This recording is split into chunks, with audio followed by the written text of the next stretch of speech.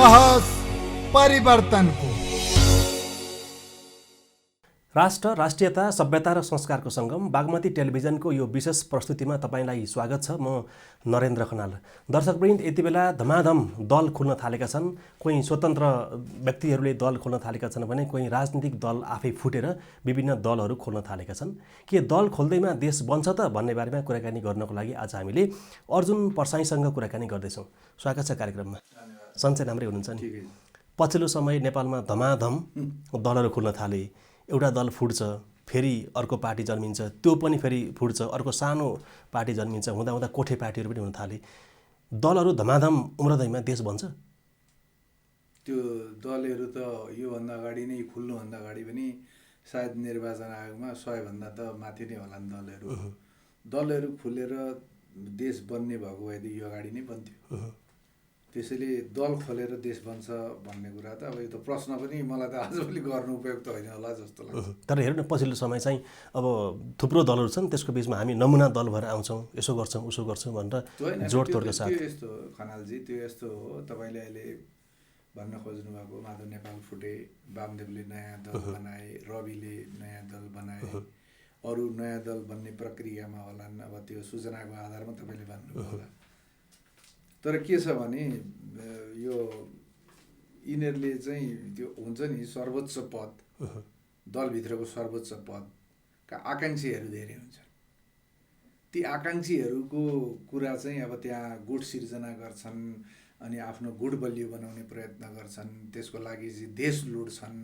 देश लुटिसकेपछि ती आफ्ना पक्षमा आफ्नो गुटमा मान्छेहरू सिर्जना गर्नका लागि त्यो पैसा खर्च गर्छन्।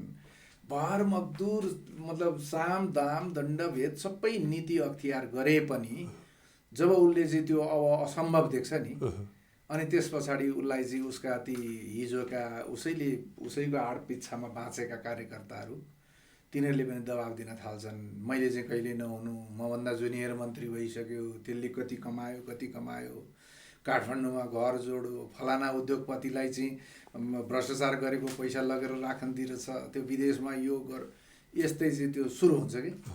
अनि घरमा श्रीमतीले पनि किचकिच गर्ने, छोराले पनि किचकिच गर्ने, यत्रो सम्पत्ति छ, सारा पावरभन्दा ठुलो कुरो केही रहन्छ क्या।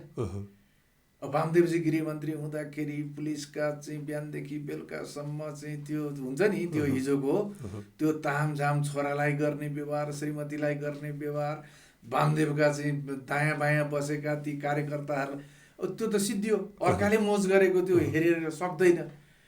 ए बाबा, केही नभए पनि यो समानुपातिक राखिदिएको छ सिस्टम। 100 भन्दा बढी सिट छ, कमसेकम 3, 4, 5 लाख मत फ्याट ल्याइहालियो। पैसा अकुत छ, हेर्नुहोस्, पैसा छ। नेपालमा नहोला, बाहिर छ। उद्योगपतिले चलाइदिएका होलान्, व्यापारीले चलाइदिएका होलान्, बिचौलियाले चलाइदिएका होलान्, विभिन्न ठाउँमा लगानी गरेका छन्।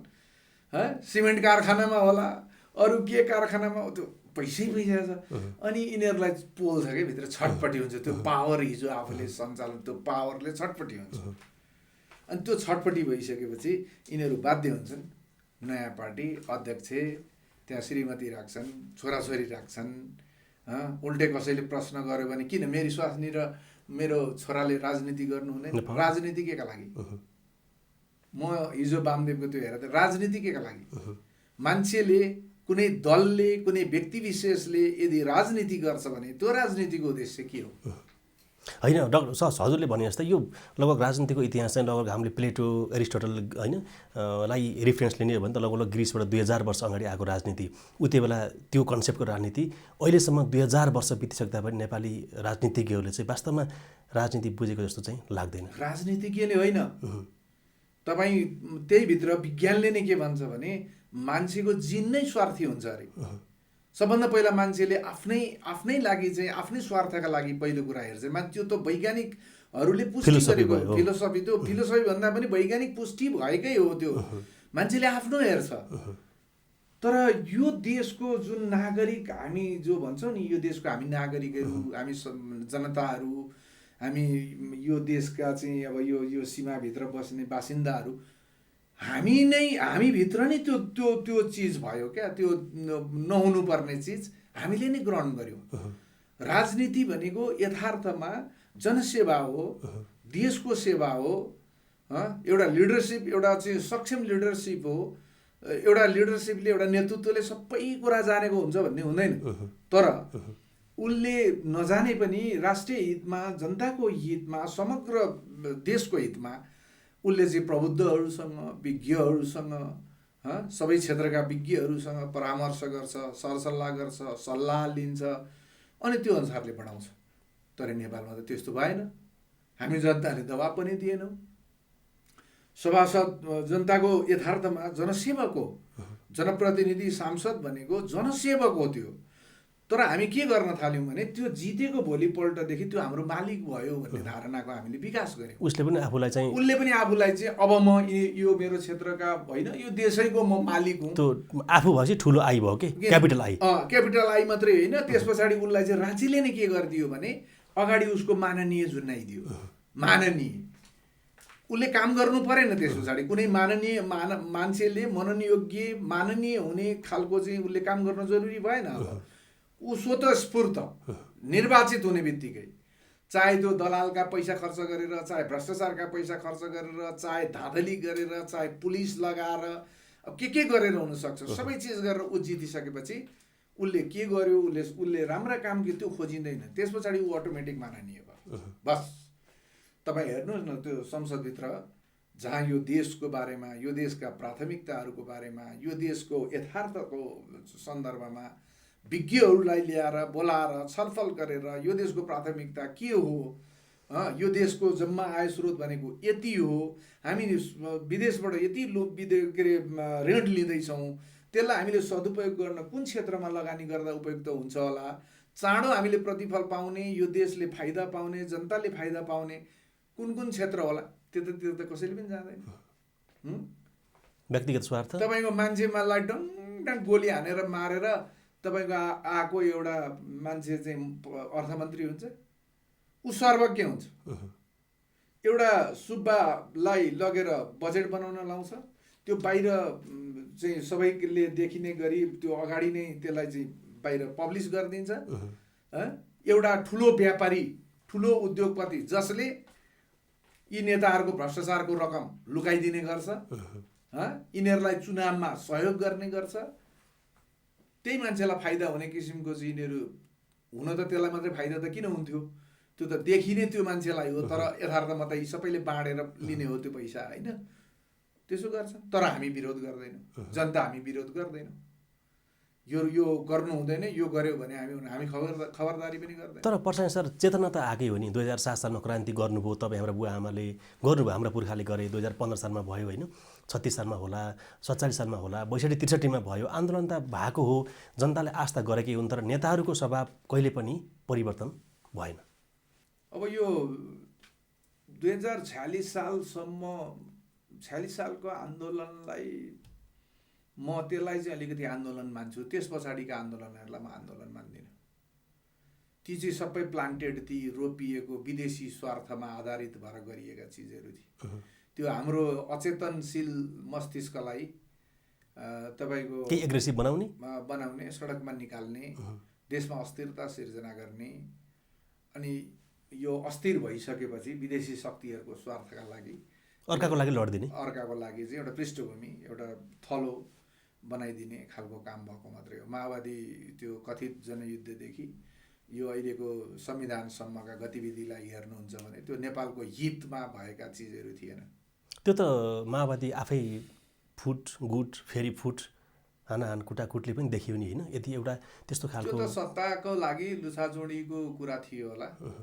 अब पछि इतिहासमा लेखिएला कसले कति पैसा लगानी गरेर उहाँहरूलाई जङ्गलमा पठाएका थिए विदेशीहरू, कसले हतियार दिएका थिए, कसले तपाईँको कस्तो स्वार्थ राखेर सहयोग गरेका थिए।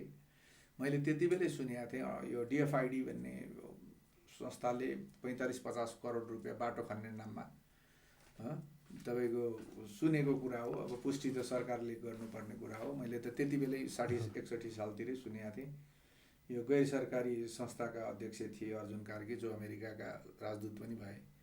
उनको संस्था मार्फत चाहिँ 40-45 करोड रुपियाँ नेपालमा भित्रेर माओवादीहरूलाई सहयोग पुगेको थियो भन्ने मैले त्यति बेला पनि सुनेको थिएँ, हतियार किन्नलाई। त्यसैले अब यो देशलाई समाप्त गर्नेतिर उद्धत छन्। तपाईँको चाहेर पनि यी अहिलेका दलले र यी अहिलेका दलका नेताहरूले त्यसलाई रोक्न सक्छन् जस्तो मलाई लाग्दैन। त्यसले गर्दाखेरि अब हेरौँ भविष्यको। पर्साई सर, अब हामी राजतन्त्रको पक्षमा पनि छैनौँ, अब कसैको पक्ष विपक्षमा हामी बहस गर्दै छैनौँ होइन, तर यसो पछाडि फर्केर हेर्ने पनि जनता एकदमै निराश छन्। कुनै बेला राजतन्त्रको बारेमा व्यापक वितृष्णा पनि थियो, तर तपाईँ पञ्चायत फर्केर हेर्नुहोस्, राजा महेन्द्रले गरेको विकास हेर्नुहोस्, त्यो बेलादेखि अहिलेसम्म आउँदै गर्दा नेपालमा गौरव गर्न लायकका ठुला योजना ठुला विकास भयो जस्तो लाग्छ। यो देशको एकीकरणमा पृथ्वीनारायण शाह, उनका छोरा शाहवंशको भनौँ न यो योगदान, उनीहरूको रगत पसिना यो मुलुकको एकीकरणमा बगेको छ, त्यसमा शङ्कै छैन। तर तिनी मान्छेहरूलाई धारे हात लगाउँछन् भने हामी नेपालीहरूले बुझ्नुपर्ने कुरा, यो देशको एकीकरण नरुचाउनेहरू, यो देशलाई एकीकरण भएको देख्न नचाहनेहरू, स्वतन्त्र सार्वभौम देख्न नचाहनेहरूले मात्रै त्यसो गर्न सक्छ। नत्र भने राज्य एकीकरणको सन्दर्भमा त्यस्तो एकीकरणका नायकहरूलाई चाहिँ धारे हात लाउनु पर्ने त कुनै कारण त छैन नि होइन। अब त्यस पछाडि जब राणा शासनको पतनका लागि मुलुकमा चाहिँ आन्दोलनको प्रारम्भ भयो, त्यस पछाडि राणा शासनको समाप्ति पछाडि राणा शासन समाप्त हुँदा हुँदै नै हाम्रो छिमेकी भारतबाट यो मुलुकलाई एउटा आफ्नो अधीनस्थ, एउटा आफ्नो अधीनको स्टेटकै रूपमा राख्न कोसिस त भएको हो। भारतीय मुद्राहरू चल्थ्यो, हाम्रै बुबाहरू हामीले लगभग झन्डै देख्यौँ भन्दा पनि हुन्छ, भारतीय मुद्राहरू चल्थे। मन्त्री परिषदमा उनीहरूको प्रतिनिधि आएर बसेर छलफल हुन्थ्यो। हाम्रा सीमाहरूमा भारतीय सेनाहरूले चाहिँ आएर डेरा हालेर बसेका थिए होइन। स्वतन्त्र र सार्वभौम भन्ने त नेपालको अस्तित्व त राजा महेन्द्रले नै राखेको हो नि। राजा महेन्द्रले नि यो देशलाई चाहिँ नेपाली पैसा अनि यसको स्वाधीनता साह्रै दूरदृष्टियुक्त राजा थिए उनी। सिमानामा तपाईँको भूपू सैनिकहरूलाई चाहिँ त्यो जग्गा प्रदान गरेर भारतीय सिमानाहरूमा चाहिँ त्यो लगेर राखिदिने, जग्गा दिएर राखिदिने। यो देशको राष्ट्रिय सार्वभौम अखण्डता जोगाउन त राजा महेन्द्रको अनि विकास र अन्तर्राष्ट्रिय क्षेत्रमा राजाको चातुर्यपूर्ण कूटनीति त्यो सम्मान पनि भनौँ न एउटा। अनि त्यो त स्वाभाविकै हो नि, जो मान्छेसँग क्षमता हुन्छ त्यसलाई त सम्मान त संसारले गर्छ नि, गर्दैन। तर अहिले हेरौँ न, अब उति बेला बनेका संरचनाहरू त सुन्नुहोस् न, तपाईँ ए बाबा तपाईँ घरमा राखेको काम गर्ने मान्छेलाई त सोफामा बसिरहनु भएको छ, कफी खाँदै हुनुहुन्छ, ए भाइ आऊ यहाँ बसेर कफी खाऊ भन्नुहुन्छ र? उ त्यहाँ कफी राखेछ खाऊ भन्नुहुन्छ नि होइन। त्यस्तै त हुने यिनीहरू भनेको विदेशबाट। अनि विदेशका लागि यिनीहरूको हैसियत के हो त नि? मलाई लाग्छ यहाँको अधिकांश नेताहरू विदेशी खुफिया एजेन्सीको, विदेशीहरूको त्यो पैसा महिनावारी खाममा हालेर धेरै वर्षदेखि खाइरहेका छन्, त्यसमा शङ्कै छैन। अब पछिल्लो समय चाहिँ American state partnership programme SPP पनि आयो होइन। अब नेपाली जनताले चाहन्थे चाहँदैनथे त्यो आफ्नो ठाउँमा थियो होला, तर व्यापक ठाउँबाट गुनासो आउँदै गर्दा पनि MCC पास भएरै छोड्यो देउबाको पालामा, र पछिल्लो समय अमेरिकन स्टेट पार्टनरसिप प्रोग्राम SPPलाई पनि पारित गराउने भनेर लाग्नु भएको थियो होइन। तर व्यापक जनविरोध हुँदै गर्दा अहिले चाहिँ नेपाल सरकारले यसमा सहमति नजनाउने गरी पत्र पठाएको छ भन्ने कुरा आएको छ, तर देखेको त छैन, हेर्न पाएको त छैन। जनताले चाहन्थे कि चाहँदैनथे कि भन्ने तपाईँको प्रश्न गलत। जनताले मत दिएर पठाइसकेपछि समाजमा यो राष्ट्रभित्र रहेका सकेसम्म यो देशलाई माया गर्ने देशभक्तहरू, अलिकति बुझेका मान्छेहरू, विकास प्रेम भएका मान्छेहरू, यो देशलाई माया गर्ने मान्छेहरू चुनेर पठाउने हो। त्यस पछाडि सन्धि गर्ने, सम्झौताहरू गर्ने, विदेशी लोन लिने, विदेशी सहायता लिने, यो आदि इत्यादि चिज गर्ने भनेको सरकारले हो। त्यो सरकार सबल सक्षम छ छैन भन्ने कुराको चाहिँ जानकारी भनेको चाहिँ त्यो पारदर्शी कतिको छ भन्ने कुरामा निर्भर गर्छ। MCC लुकाइनु पर्ने विषय त थिएन, अथवा कुनै पनि चिज लुकाइनु पर्ने मेरो विषयमा विचारमा राज्यका लुकाउनु पर्ने चिज भनेका नितान्त राष्ट्रिय के अरे सुरक्षासँग सरकार राख्ने चिज बाहेक अरू विकास निर्माणका कुरा त किन लुकाउनु पर्यो? अमेरिकाले हामीलाई यो ट्रान्समिसन लाइन बनाउनको लागि यति पैसा दिँदैछ, यो ग्रहण गर्दा हामीलाई के फाइदा हुन्छ के बेफाइदा हुन्छ? नेपालमा विज्ञहरू त छन् नि।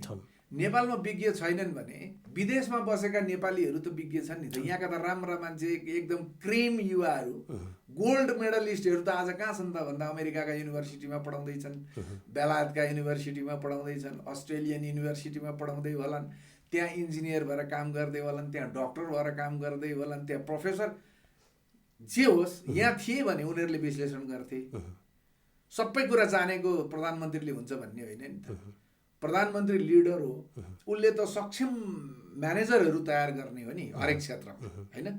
त्यसैले यस्तो प्रस्ताव हामीलाई आयो, यो के हो भनेर चाहिँ यदि त्यो सबैले पारदर्शी रूपमा चाहिँ विज्ञहरू राखेर परामर्श गरिदिएको भए के फरक पर्थ्यो?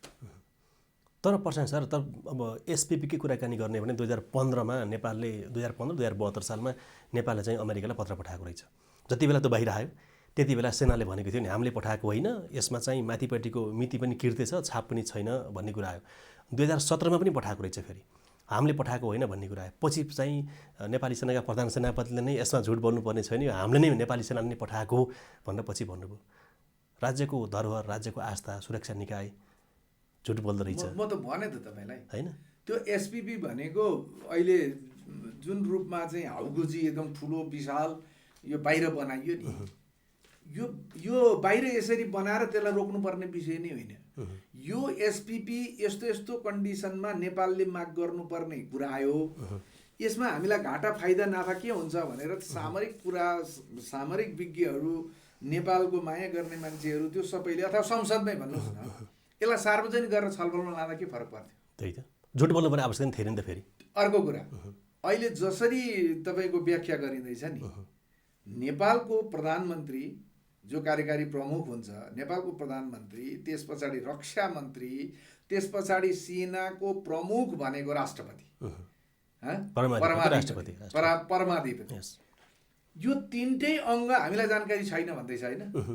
यो तिनटै अङ्गलाई जानकारी नदिकन त्यो जुन महारथीले अथवा त्यो जुन प्रधान सेनापतिले सही गरेर पठायो त्यो मान्छेले तत्काल जवाफ दिनुपर्छ पर्दैन यो विषयमा। उहाँले त सुरुमा होइन यो मुलुकका जनताको, यो मुलुकका जनताले साग बेच्नलाई, बारीको साग टिपेर लिएर आएर बजारमा बेच्न डालोमा राखेको चिजबाट कर उठाएर यो सरकार बन्छ है। त्यस पछाडि नेपालको सेना भनेको यिनै यो विदेशीको पृष्ठपोषणमा अलिकति भरुवा बन्दुक लिएर बाहिर निक्लिएको तपाईँको माओवादीसँग पनि लगभग के भन्ने, पराजित भन्ने कि बराबरीको स्थिति भन्ने कि के, त्यो स्थितिमा पुगेर नेपाली जनताप्रति उत्तरदायी, यो देशको अखण्डताप्रति उत्तरदायी, यो के अरे लोकतन्त्रको चाहिँ सेना, त्यसको प्रमुखले यदि त्यो चिठी मैले हामीलाई चाहियो भनेर मागेको, यी सबै प्रधानमन्त्रीदेखि लिएर सबै टाकटुकैलाई चाहिँ माइनस, मतलब कसैलाई जानकारी नदिई गरेको हो भने त्यो कति खतरनाक विषय होला तपाईँ आफै अनुमान गर्नुहोस् त। 2015 को कुरा 2022 मा आउँछ कि सेना यो राज्यका अङ्गहरूसँग सरोकार राख्ने, राज्यलाई जवाब दिनुपर्ने जवाबदेहिताबाट बाहिर छ। हाम्रो के अरे कर हामीले तिरेको, नागरिकले तिरेको ट्याक्सबाट किनिएका हतियार बोके बापत हामीले अब सेनासँग डराउनु पर्ने परिस्थिति हो। सेनासँग हतियार छ, त्यसैले नागरिकले यो देशको बारेमा बोल्नु हुँदैन भन्ने हो। प्रधानमन्त्रीले उसलाई चाहिँ बाइपास गरेर, उसलाई नभनिकन, जानकारी नदिकन, रक्षा मन्त्रीलाई जानकारी नदिकन यदि प्रधान सेनापतिले त्यो चिठी लेखेर पठाउँछ भने यो मुलुक कसले चलाएको छ? तपाईँ चाहिँ भन्नुहोस् न, कसले चलाएको छ होला यो मुलुक? होइन, त्यो त स्पष्ट छ, तपाईँको स्पष्ट छ, बाहिरबाट केन्द्रित छ, रिमोट बाहिर छ भन्ने कुरा थाहा छ। तर हेर्नु, तर पछिल्लो समय अन्तिममा अलिक दबाब परिसकेपछि प्रधान सेनापतिले के भन्नुभएको थियो नि, यो चाहिँ दबाब परेको छ। तर सुन्नु, यो चाहिँ हाम्रो रक्षा मन्त्रालयको स्वीकृति लिएर प्रधानमन्त्रीलाई थाहा थियो, रक्षा मन्त्रालयको स्वीकृति लिएर पठाइएको भन्नुहुन्छ। तर त्यति बेला सायद केपी ओली प्रधानमन्त्री हुनुहुन्थ्यो, उहाँलाई पनि थाहा छैन, रक्षा मन्त्रीलाई पनि थाहा छैन। सुन्नुहोस् न, थाहा छ कि छैन भनेर त केपी ओलीले मलाई भनेनन्, मलाई थाहा छैन। प्रधान सेनापतिले होइन हामीले जानकारी दिएरै गरेको हो भन्यो भने त्यसको प्रमाण त खोज्नु पर्यो होला नि त। त्यो पनि प्रमाण खोज्नु पर्यो पर्छ सर, त्यसको जवाबदेही त कसले लिन्छ? त्यो पनि खोज्नु पर्यो। अब आज के हुँदैछ भने, आज हिजो आज चाहिँ हामीले अब अमेरिकी स्टेट पार्टनरसिप प्रोग्राममा हामी सहभागी हुँदैनौँ भनेर पत्र पठाएको छ भनेको छ, तर जनताले हेर्न चाहेका छन्। संसद हो पत्र खोइ, त्यो सुन्नुहोस्, त्यो एसपिपी को सन्दर्भमा वैदेशिक के समिति छ के अरे संसदमा है वैदेशिक के यस्तो के भनेको नेपालको अन्तर्राष्ट्रिय समिति त्यो छ। त्यहाँ प्रधानमन्त्रीलाई जवाफ दिन बोलाइयो। त्यहाँ रक्षा मन्त्रीले आएर त्यसको बचाउमा कुरा गर्न खोज्दा भीम रावलले विद्वान हुनुहुन्छ भीम रावलजी, उहाँले प्रमाण सहित उहाँको मुखचुप लगाइदिनु भयो। प्रधानमन्त्रीलाई पनि बोलाएको थियो त्यस आउनु भएन नि त। अर्थ समिति के अरे हाम्रो अन्तर्राष्ट्रिय समितिले बोलाएको थियो, आउनु भएन। अब तपाईँ मलाई भन्नुहोस् किन आउनु भएन? आउनै भएन किनभने यो संसदको के मतलब, यी सांसदको के अर्थ? संसद मन्त्री कसले बनाएको छ भन्ने कुरा त सुन्नुहोस् न, के मतलब, के अर्थ भनेको यसको के अर्थ, त्यो संसदको के अर्थ, त्यहाँ भएका सांसदको के अर्थ? प्रधानमन्त्रीले ठाडै भनिदिनु म आउँदिनँ, आएन, आज नभ्याउन सक्छ, भोलि अथवा लिखित रूपमा तपाईँहरूको जिज्ञासा एसपिपी सँगको जिज्ञासाको जवाफ यो भनेर लिखित रूपमा पठाएको छ छैन। त्यसरी त्यो पारित भइसक्यो, त्यसबाट देश बाहिर निक्लिनु सक्दैन। भनिसकेपछि जसरी 2015मा चिठी गएको थियो र 2022मा थाहा पायौँ, अब अहिले 2022मा एसपिपी सम्झौता भयो भने हामीले केही वर्षपछि थाहा पाउने होला। त्यही त होला नि अवस्था होइन? कार्यान्वयनमा जान्छ, सिधै कार्यान्वयनमा जान्छ नि। कार्यान्वयनमा गइसकेपछि पनि थाहा हुन्छ। तपाईँ यो देशको सबैभन्दा ठुलो कुरो भनेको जवाफदेहिता हेर्नुहोस्। कुनै पनि पदमा पुगेको मान्छेले उसको कर्म, उसले गर्नुपर्ने कामप्रतिको जुन जवाफदेहिता हुन्छ नि, यो नेपालमा छैन। तपाईँ अहिले यो देशमा संसदभित्र भएका जति पनि निर्णयहरू हुन्छन्, सरकारले गरेका निर्णय हुन्छन्, राष्ट्रका महत्त्वपूर्ण 3टा अङ्गहरू, यी 3टै अङ्गले गरेको चाहिँ क्रियाकलापको कसैले प्रश्न उठायो भने त्यसको जवाफदेहिता के हो भन्ने त हुन्छ नि, हुँदैन? हुन्छ नि। जस्तो जिल्ला अदालतको एकजना न्यायाधीशसँग एउटा वकिलको भएको टेलिफोनको कुराकानी बाहिर आयो।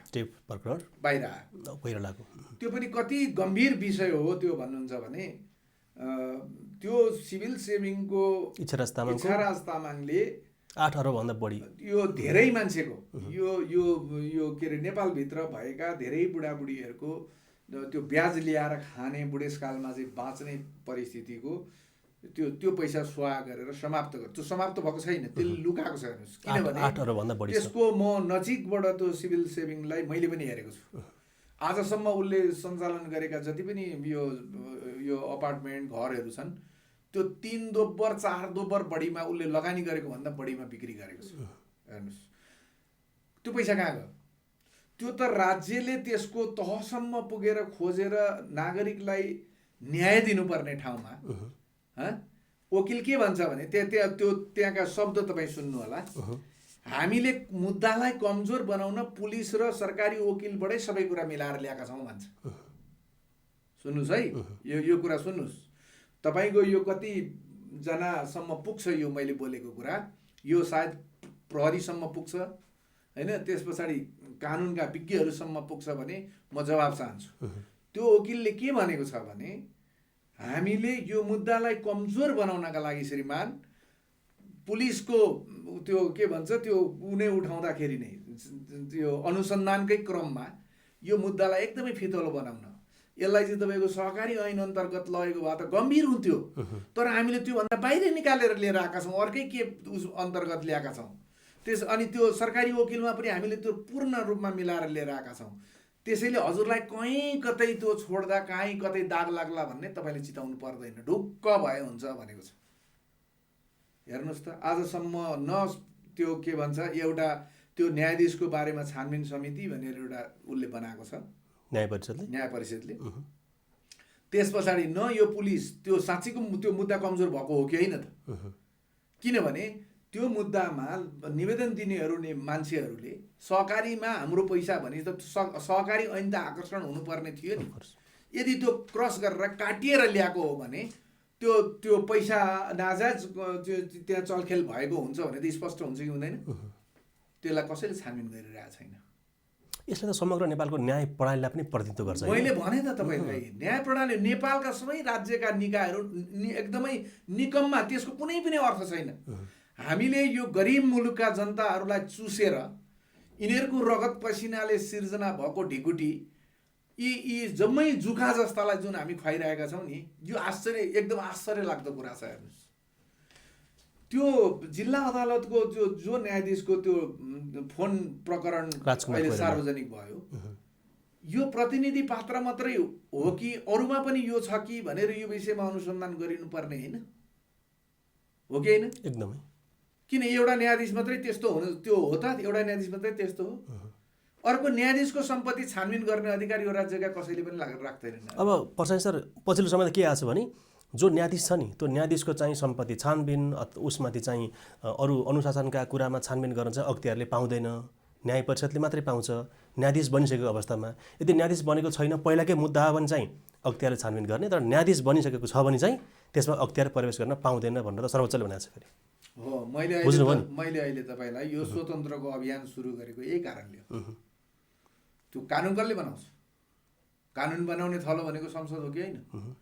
काले काले मिलेर खाउँ बाले यी कार्यकारीमा बसेका, त्यस पछाडि राज्यका चाहिँ संवैधानिक निकायहरूमा बसेका, तपाईँको अरू जिम्मेवारी पावर सेन्टरमा चाहिँ बसेका मन्त्रीहरू, अनि तपाईँ यी नियुक्तिमा गएका चाहिँ राजनीतिक नियुक्तिमा गएका, यो सारा चिजको छानबिन अब यो राज्यका यिनै मान्छेहरूबाट सम्भव छैन।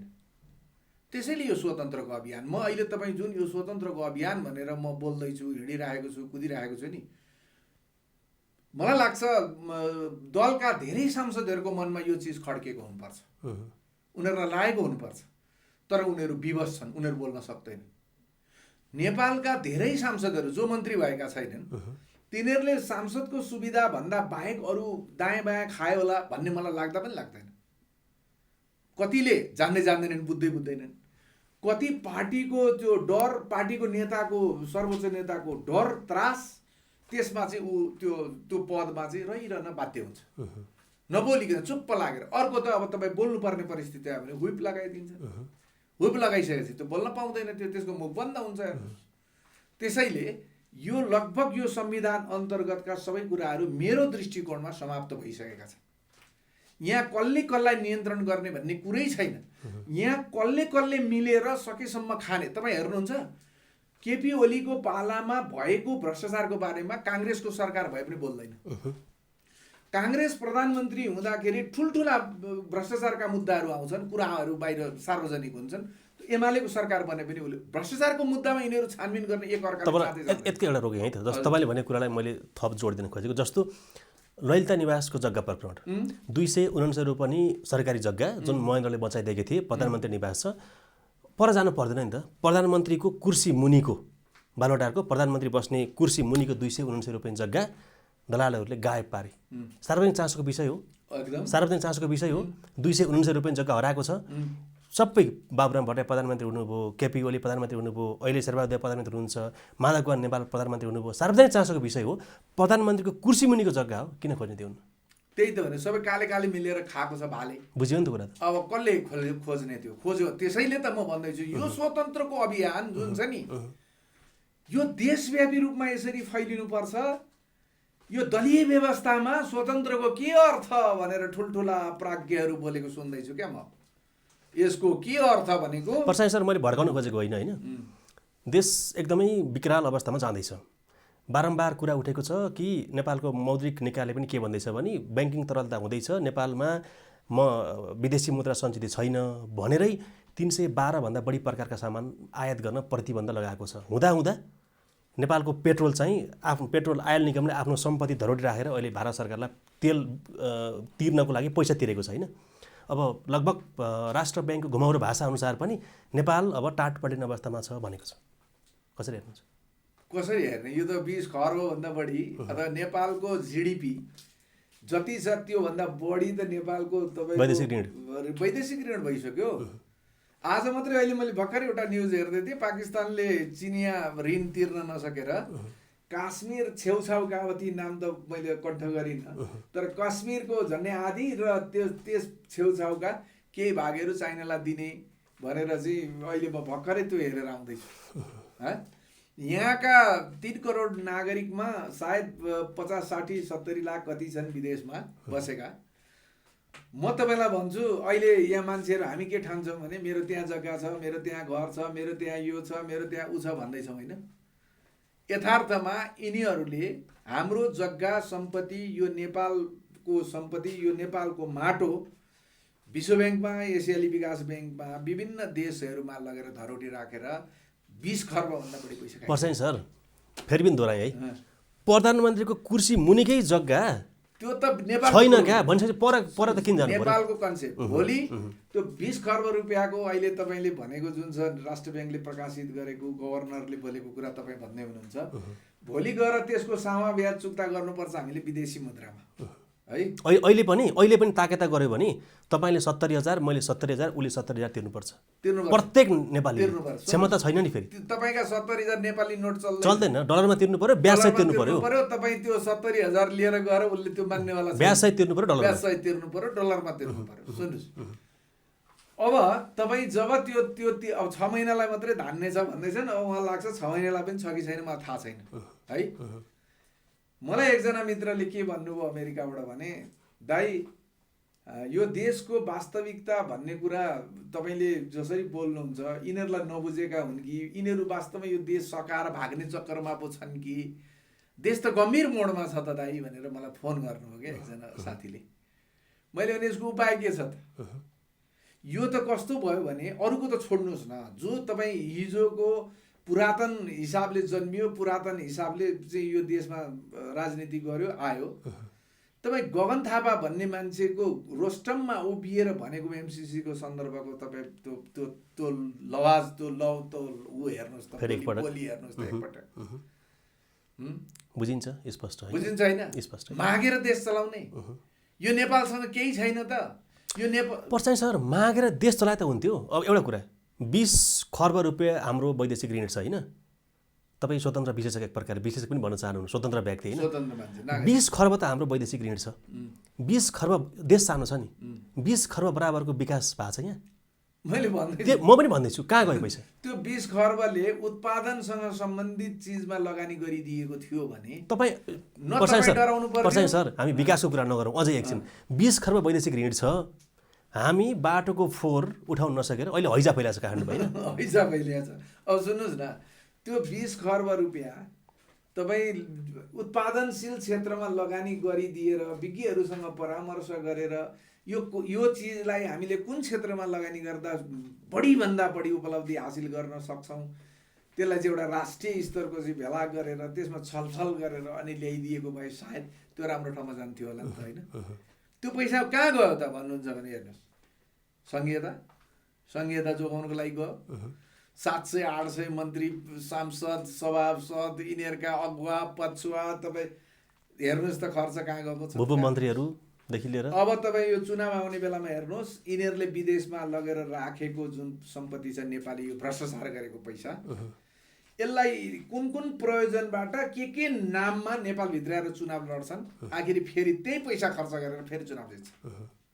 मैले नागरिकलाई त्यही भएर आह्वान गरिरहेको छु, यो पल्ट तपाईँहरू सतर्क हुनु भएन भने यो मुलुकको 20 खर्ब ऋण यिनीहरूको टाउकोमा छैन। तपाईँलाई म उदाहरण, अघि तपाईँले आफै भन्नुभयो, अफगानिस्तानको राष्ट्रपति जब राजा हट्यो, राजा हुइन्जेलसम्मको त्यति शान्ति र त्यति विकासमा चाहिँ अगाडि बढेको देश विदेशीहरूको जब परेड स्थल बन्दै गयो, अमित कारजाईले यो सत्ता त्यो छोडेर भाग्नु पर्दाखेरि कति ट्रक लग्यो, कति कुन चाहिँ हेलिकप्टरमा हालेर लग्यो, त्यो हामीले सुनेको थियौँ होइन? बराबर पैसा भेट्यो। यिनीहरूलाई त यी त एजेन्टहरू हुन्, यिनीहरू त कर्मचारी हुन्, विदेशीका कुन कुन संस्थासँग आबद्ध छन् यिनीहरू कर्मचारी हुन्। यिनीहरूलाई उहाँ सबै किसिमको सुविधा सबै चिज, किनभने यिनीहरूलाई केही फरक पर्दैन, यिनीहरू जान्छन् केही नै फरक पर्दैन, फरक हामीलाई पर्छ। अफगानिस्तानमा पनि त जनतालाई फरक पर्यो। अहिले हेर्नुहोस् कसले दुःख पाइरहेछ, त्यसैले दुःख हामीले पाउने हो।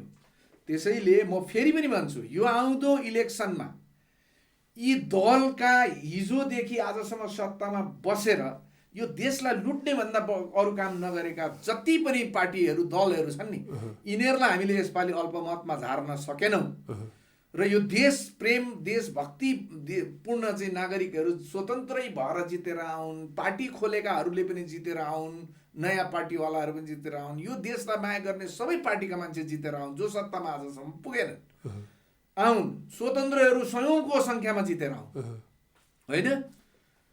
सबभन्दा पहिला यिनीहरूको सम्पत्ति छानबिन गर्ने हो भने 2-4 वर्षसम्मका लागि यो मुलुकलाई गाह्रो हुँदैन पैसाको। त्यति पैसा यिनीहरूले लुटेर खाएका छन्। एउटा पार्टी चलाउनलाई कति गाह्रो हुँदो रहेछ भन्ने कुरा रविन्द्र मिश्रलाई ल्याएर बोलाएर यो ठाउँमा राखेर तपाईँ अन्तर्वार्ता लिनुहोस्। यिनीहरूका पार्टी मस्ताले चल्छ, महिनाको 10 लाख 12 लाख भाडा तिरेर बस्छन्, सयौँको सङ्ख्यामा यिनीहरूका चाहिँ केन्द्रीय सदस्यहरू हुन्छन्, बिरामी हुँदा अरबौँ रुपियाँ सारा पैसा त्यो कहाँबाट आउँछ, कहाँबाट आउँछ मलाई भन्नुहोस्। अनि सजिलो पेसा कस्तो भने लगानी पनि गर्नु नपर्ने, धेरै पढ्नु पनि नपर्ने, केही मान्छेलाई चाहिँ मूर्ख बनायो, ताली ठोक्न लगायो, जनताले चाहिँ गल्ल हाँस्दै पर ताली पिट्यो। मूर्ख नि जति देशमा बाँकी रहेका मूर्ख छ नि, मूर्खहरू ती मूर्खलाई सबै अगाडि पछाडि लाएर हिँड्ने हो, त्यति हो। त्यो यो दलको अरू केही पनि काम छैन। मूर्खहरू यत्रो जगजाएर हामी लगेर विदेशी ब्याङ्कमा लगेर हामी राखिएका छौँ भन्ने कुरो पनि बुझ्दैनन्।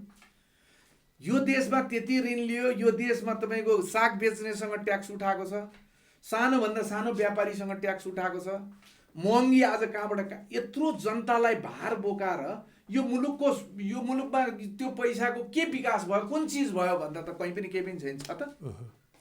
त्यति मात्र होइन कि पर्सेन सर, एउटा अब सानो इक्जाम्पल चाहिँ जस्तो तपाईँ हामी काठमाडौँमा, तपाईँ हामी जस्तै काठमाडौँमा घर भएको अथवा हाम्रो काठमाडौँमा तपाईँ हाम्रो घर हुँदै गर्दाखेरि हामीले प्रत्येक वर्ष असार मसान्तमा कर तिर्नुपर्छ। कर नतिरे असार काट्यो भने साउनमा चाहिँ जरिमाना ठटाइहाल्छ नगरपालिकाले, ओडाले होइन। तर तपाईँ आफ्नो घर अगाडिको बाटो हेर्नुहोस्, जुत्ता चाहिँ हातमा समातेर लानुपर्छ बर्खा सिजनमा होइन। तर उनीहरूले चाहिँ संरचना नबनाउँदाखेरि चाहिँ केही पनि नहुने, त्यो त्यहाँ आएको बजेट कहाँ गयो भनेर जनताले पनि नखोज्ने, तपाईँहरूले पनि नखोज्ने, अनि हामीले चाहिँ कर तिर्दिराख्नुपर्ने, उनले लुटिराख्नुपर्ने होइन। अनि हामीले एक दिन कर तिर्न ढिला गऱ्यो भने उनले ठटाएर लिने, तर संरचना नबन्ने। उनीहरूको यस्तो छ, हामी बाहिर बोल्छौँ, हामी बाहिर गर्छौँ, उनीहरूसँग राज्य संयन्त्र छ, पुलिस छ, प्रशासन छ, उनीहरूका गुन्डा छन्, दादा छन्, उनीहरूले पालेका चाहिँ सबै छन्, टाकटुक छन् उनीहरूसँग। त्यो स्वतन्त्र तपाईँले भने जस्तो हामीसँग छैन र हामी असङ्गठित छौँ, हामी सङ्गठित पनि छैन। र अर्को सबभन्दा खतरनाक कुरा यिनीहरूले के गरिदिएको छ भन्नुहुन्छ भने हरेक मान्छे, हरेक इन्डिभिजुअल, हरेक घरलाई यिनीहरूले चाहिँ पार्टीको दलको सदस्यमा रूपान्तरण गरेका छ। तपाईँ कुनै त्यस्तो घर भेट्नुहुन्न, तपाईँलाई त्यो कसको घर भन्यो भने त्यो एमालेको, त्यो कसको घर त्यो काङ्ग्रेसको, त्यो कसको घर माओवादीको, त्यो कसको घर राप्रपा, यिनीहरूले विभाजन गरिदिए कि ट्याग लगाइदिए।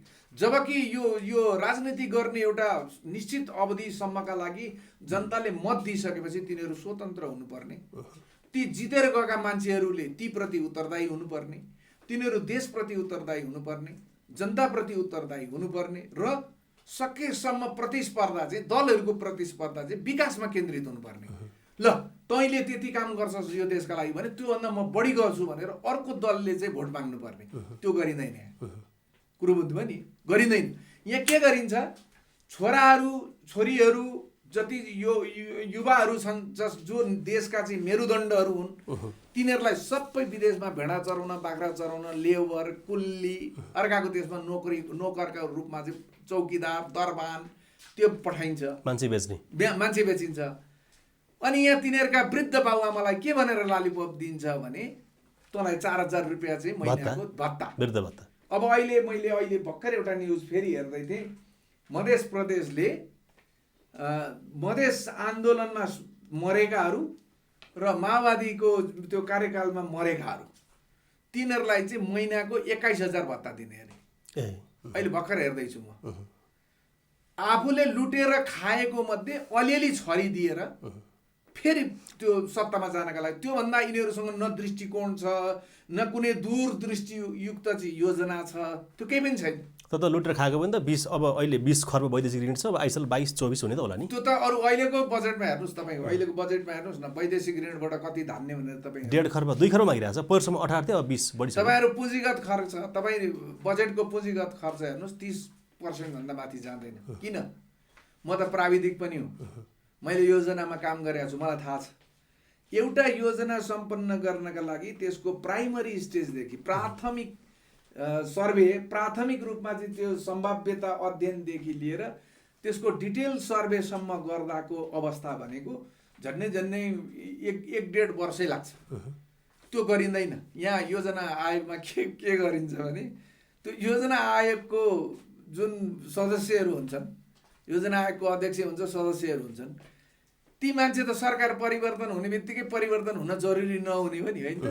किनभने नेपाल यही हो, विकासका पूर्वाधारहरू सिर्जना गर्नुपर्ने उनै हुन्, नीति निर्माण त्यही हो, त्यो योजनाहरू छनौट गर्ने त्यही हो, होइन? तर एउटा सरकार ढल्ने बित्तिकै ठ्याङ्ग्राङ्गै सबै फेरि टाकटुक फेरि चाहिँ नयाँ ल्याएर राखिन्छ। अनि त्यो सर्वे भएर, डिटेल सर्वे भएर, त्यसको चाहिँ लगानी कति, त्यो लगानी कहाँबाट आउँछ, त्यसबाट फाइदा कति, बेफाइदा कति, यो सबै चिज समाप्त भइसकेपछि कार्यान्वयनमा जाने हो। यिनीहरूले गर्छन् के? जनताको आँखामा छारो हाल्नका लागि अब मन्त्रीलाई आएर त जनताले यो बनाइदिए, यो योजना गर्ने त भन्छन्, अनि यिनीहरू दबाब दिन्छन्, मन्त्रीहरूले दबाब दिन्छन्।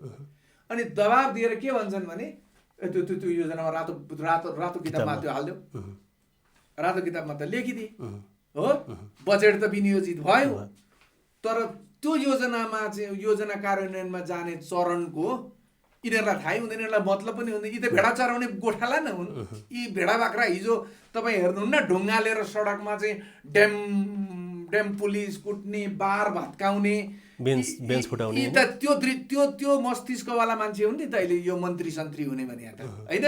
यिनीहरूलाई त्यो थाहा हुँदैन, त्यो योजनामा हालिदिनु। त योजनामा हालिसकेपछि त्यसले कति समय लिन्छ, त्यो समय पार भएको छ कि छैन, त्यसको विस्तृत सर्वेक्षण भएको छ कि छैन, त्यो कसैले हेर्दैन। त्यही शीर्षकमा खर्च भएको छ कि छैन त्यो पनि थाहा अब तपाईँको पैसा जान्छ, विनियोजित भयो, उतातिर चाहिँ तपाईँ प्राइमरी लेभलको सामान्य तलको काम पनि सम्पन्न भइसकेको हुँदैन। अब कार्यालय प्रमुखले, योजना प्रमुखले त्यो जुन नीति नियम हुन्छ, त्यो टेन्डर प्रक्रियासम्म पुग्नका लागि, कार्य सम्पन्न हुनका लागि जुन चरणहरू पुरा गर्नुपर्ने, त्यो त गरेको हुँदैन। अब मन्त्रीले भनेका भरमा त उसले गर्न सक्दैन। त्यो आदेश दियो, योजनामा परो भन्ने बित्तिकै त त्यहाँ ल टेन्डर भनेर त हुँदैन। हेर्नुहोस्, त्यसको त थालनी गर्नु पर्यो, सुरुवात गर्नु पर्यो कामको। त्यो वर्ष त्यत्तिकै बित्छ भने त्यो पैसा फ्रिज भयो। अब फ्रिज गयो, त्यो विकास निर्माणका लागि पुँजीगत खर्च जुन छुट्याएको हुन्छ त्यो 30% पनि हुँदैन। अनि अब के गर्ने त? पैसा त यिनीहरूलाई खानु पर्यो।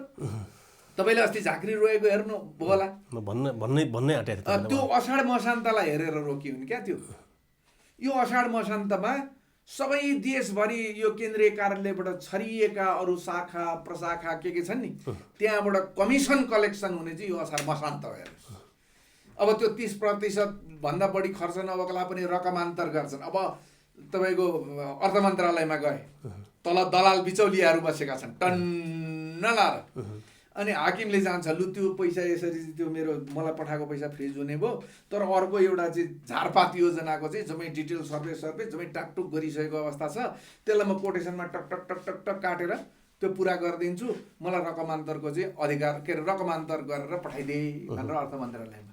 अब त्यहाँको शाखा सुब्बादेखि सचिवसम्मको मान्छेले अब त्यहाँ बार्गेनिङ सुरु हुन्छ, बिचौलियाले गर्छ, ल यति हुन्छ मन्त्रीसम्म यति आउँछ हजुर भनिसकेपछि अब तपाईँको कहाँको राम्रो उत्पादनशील क्षेत्रको छनौट गरेर योजनामा हाल्नुपर्ने पैसा, यी बाटामा भएका दुला छन् नि, यी पल्टाल्ने खाल्टा पुर्ने, अनि नदी नियन्त्रणका नाममा सानातिना यसो बालुवामा बोरा हालेर त्यो हालिदिने, बगायो भन्दा पनि हुने गरी हो, त्यस्तो गरेर चाहिँ त्यो विकास निर्माणको पैसा सर्लक्क यो असार मसान्तमा समाप्त गर्छ। अब त्यो झाँक्रीजी तिनलाई अरू कुनै कुरा पनि होइन। हेर्नुहोस्, तिनलाई भएको के हो भने यो असार मसान्त मलाई बिदाउन दिनस् नि, तैँले मागु नि, त अपराधी रहेछ, साह्रै ठुलो अपराधी रहेछ, त्योभन्दा बाहेक अरू केही पनि होइन। नत्र भने त लगभग 250 वर्ष शासन गरेको राजाहरू चाहिँ हाँसी बिदा हुने, 6 महिना मन्त्री नखाँदै मन्त्री खाएको मान्छे पद खोजिँदा चाहिँ। तपाईँ त्यो सुन्नुहोस् न, ए बाबा त्यो मन्त्री भएको मान्छे जब त्यो पदबाट बाहिर आउँछ, उसले भनोस् न, म मन्त्रालयमा जानुभन्दा अगाडि त्यो मन्त्रालयको स्थिति यो थियो, मैले गइसकेपछि त्यहाँ यो गरेँ, यस्तो आजसम्म सुन्नुहुन्छ? तर मन्त्री भएर त्यो निक्लिसकेपछि त्यसको सम्पूर्ण सामाजिक जनजीवनमा, उसको व्यक्तिगत जनजीवनमा, उसका त्यो हेर्नुहोस् त कति परिवर्तन पाउनुहुन्छ, लुटमार। त्यसैले म पनि फेरि पनि भन्छु तपाईँलाई, यिनीहरूलाई अल्पमतमा यो पटकको चुनावमा हामीले पार्न सकेनौँ। यिनीहरूलाई अल्पमतमा झारेर बहुमतमा यो देशलाई माया गर्ने युवाहरूको जित हुन सकेन भने यो देश मलाई लाग्छ अब टुक्रा टुक्रा गरेर विदेशीहरूले लान्छन्, लानुपर्ने स्थिति अब लाने स्थिति सिर्जना भयो। तपाईँ अघि तपाईँले त्यो के अरे उसको एसपिपीको कुरा उठाउँदै मलाई म धेरै कुरा बुझ्दिनँ यस्तो कुराहरू म यति बुझ्छु हाई अल्टिच्युडमा अफिस खोलेर त्यहाँ चाहिँ सामरिक रूपमा चाहिँ इक्विपमेन्टहरू राखेर सैन्य प्रहरी गर्ने त्यो केका लागि? चीन नजिक छ नि त। ठिक छ, ए बाबा त्यो हाम्रो देशलाई फाइदा हुने किसिमको हो भने त्यसलाई किन तिमी लुकाएर गर्छौ यार? ल्याउ न, सार्वजनिक गरेर हामीलाई चित्त बुझाऊ, यसले देशलाई फाइदा गर्छ, यो हाम्रो देशलाई यो हुन्छ। तपाईँले अघि भनिसक्नु भयो त, प्रधानमन्त्रीले चाहिँ अब अन्तर्राष्ट्रिय समितिले बनाउँदा पनि भन्नु भएन, संस्था पनि भन्नु भएन, बोल्नै मान्नुहुन्न, जनतालाई बुझाउनै चाहनुहुन्न। किनभने सेटिङ त भइरहेको छ। पहिलो कुरा त उहाँले बोल्नु नै भयो भने पनि जनताले प्राय बुझ्दैनन् होइन, उहाँको बोली बुझिँदैन। त्यसमा पनि उहाँको शारीरिक अवस्था कस्तो रहेछ भन्ने कुरा त तपाईँले देखिसक्नुभयो। दोस्रो कुरा, उहाँले जो मान्छेको भित्र यहाँ पाप हुँदैन नि, जो मान्छेलाई सबै कुराको आफ्नो देश मैले चलाइरहेको छु भन्यो भने ज्ञान हुन्छ, त्यो ज्ञान नभएको मान्छेले अर्काले लेखेर दिने हो। शेरबहादुरजीले जति बोल्नुहुन्छ त्यो सबै अर्काले लेखेर दिएको, उहाँले आफूले केही पनि गर्न लेख्नुहुन्न, उहाँले सक्नुहुन्न। ऊ सप्तरीमा एउटा कार्यक्रममा त उहाँले अर्को कार्यक्रमका लागि लेखेर दिएको चिज सरसरी पढेर उहाँ कत्रो लज्जाको परिस्थिति निर्माण भएको। त्यसले गर्दाखेरि उहाँले अर्काले दिएको चिज पढ्ने हो, तर त्यो अन्तर्राष्ट्रिय समितिमा आएर त उहाँले आफैले जवाब दिनुपर्ने भएकोले उहाँले सक्नु भएन। अब त्यहाँ त लेखेर दिने त कुरो भएन नि त, त्यहाँ त क्रस क्वेसन गर्छन्, भीम रावल जस्ता मान्छे छन् त्यहाँ होइन, त्यसैले उहाँको सातो पुत्लो गइगयो, त्यसैले उहाँ नआएको कारण चाहिँ त्यो हो, उहाँले त्यो जवाब दिन सक्नु। अब हामी यस्तो अवस्थामा छौँ परसाई सर, अब वास्तवमा अहिले तेरो देशको क्षेत्रफल कति भन्दा हामीले भन्न सक्ने अवस्था छैन। नापी विभागलाई मैले बारम्बार खबर गर्ने प्रयास गरेँ, नापी विभागको महानिर्देशक बोल्न चाहनुहुन्न, किनभने नेपालको टोटल भूमि कति हो भनेर लोकसेवा पढ्ने विद्यार्थीले भन्दा पनि कति हो, लिपुलेक लिम्बियाधुरा कालापानीलाई जोड्ने कि त्यसलाई चाहिँ मात्रै हो सुस्ता, त्यही त होइन। अहिले विशेष चासोको विषय लिपुलेक लिम्बियाधुरा कालापानीलाई चाहिँ जोडेर भन्ने हो कि नभनिकन त्यो नजोडिकन गर्ने? किन जति जति बेला प्रधानमन्त्री इन्डिया जानुहुन्छ अनि चुच्चो हराउँछ, नेपालमा आइसकेपछि गौरव देखाउनु पर्यो, फेरि त्यो चुच्चो जोडिन्छ, गौरव देखाउने होइन, भोट जनतालाई देखाउने हो, जनतालाई त्यो जोडिन्छ होइन। यस्तो अवस्थामा छौँ, नेपालकै तपाईँ हामी बसेको भूमि कति हो भन्ने अवस्था पनि छैन। देश एकदमै अप्ठ्यारो अवस्थामा छ। तपाईँहरू स्वतन्त्र बहस गर्नुहुन्छ, निस्वार्थ बहस गर्नुहुन्छ, साँच्चै देश जोगाउनु पर्ने बेला आएको छ होइन।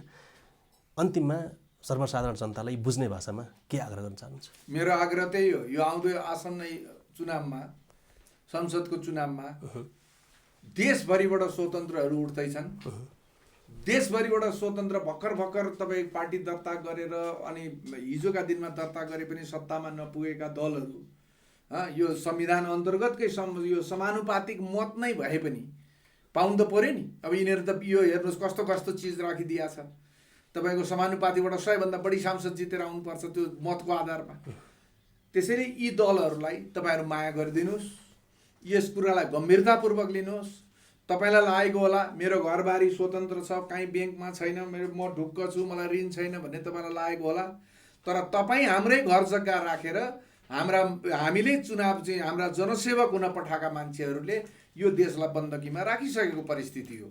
त्यसले गर्दाखेरि मेरो विनम्र आग्रह छ, यो देशभरि अहिले जुन स्वतन्त्रहरूको लहर चलेको छ, स्वतन्त्रलाई कसैको हुइप लाग्दैन।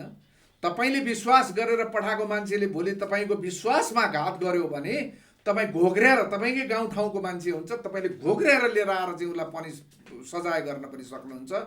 स्वतन्त्रको यो अभियानमा साथ दिनुहोस्, स्वतन्त्रहरूलाई जिताउनुहोस्, नयाँ दलहरूलाई तपाईँहरू समानुपातिकमा मत दिनुहोस् र एउटा सकिन्छ 2/3, नसके पनि यी अहिले जति पनि सत्तामा बसेर चाहिँ यो देश लुटिरहेका चाहिँ दलहरूलाई चाहिँ अल्पमतमा पार्ने यो जुन अहिलेको अभियान छ, यो अभियानमा तपाईँहरू हार्दिकतापूर्वक संलग्न भइदिनुहोस्। सबैले कुरा बुझ्नपट्टि लाग्नुहोस्।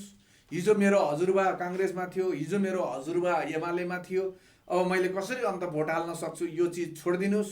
यिनीहरू सम्पूर्ण रूपमा स्खलन भइसक्यो, यिनीहरूको आदर्शबाट च्युत भइसकेका छन्। यिनीहरूलाई व्यक्तिगत स्वार्थभन्दा यो राष्ट्रिय स्वार्थमा यिनीहरू कतै केन्द्रित भएको देखिँदैन, कसैले यो कुरा गरेको पनि सुनिँदैन। त्यसले गर्दाखेरि मेरो आग्रह अन्तिममा सबै यो देशका मेरा दाजुभाइ दिदीबहिनी आमा बुवा सबैलाई यो आग्रह हो, यो स्वतन्त्र अभियानमा सरिक भइदिनुहोस्। यही हो। कार्यक्रममा आइदिनु भयो परसाई सर, धेरै धन्यवाद। तपाईँलाई त झनै धेरै धन्यवाद। यस्तो परिस्थितिमा मलाई तपाईँले अवसर दिनुभयो, झन् धेरै धन्यवाद। दर्शकवृन्द, यति बेला देश गम्भीर अवस्थामा छ। विभिन्न दलहरू पनि खुलेका छन्, तर जतिसुकै दलहरू खुले पनि देशको अस्तित्व समाप्त हुने हो कि भन्ने चिन्ता र चासो बढेको छ। देशलाई कसरी जोगाउन सकिन्छ भन्ने बारेमा कुराकानी गर्नको लागि आज हामीले स्वतन्त्र व्यक्ति अर्जुन परसाईसँग कुराकानी गऱ्यौँ। आगामी अङ्कमा नयाँ बौद्धिक व्यक्तित्वका साथ उपस्थित हुनेछौँ। बागमती टेलिभिजन हेर्दै गर्नुहोला। नमस्कार।